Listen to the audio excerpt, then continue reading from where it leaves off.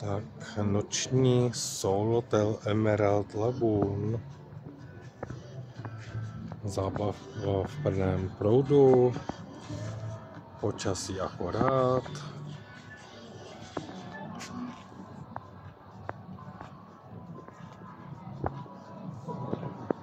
To je krásných květin. A ty obrostlé domečky, to je prostě nádhera, podívejte se.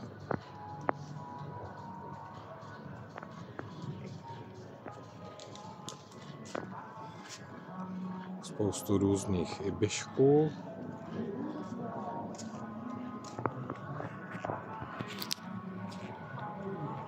Všechno je tady tak do kruhu, je to hezké.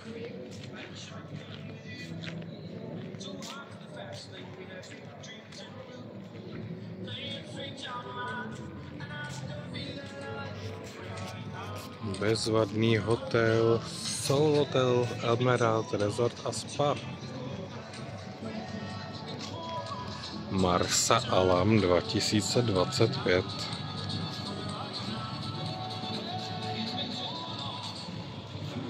Všude kvítky, krásné domečky v cihlové barvě, kolem dokola, je to tu nádherné.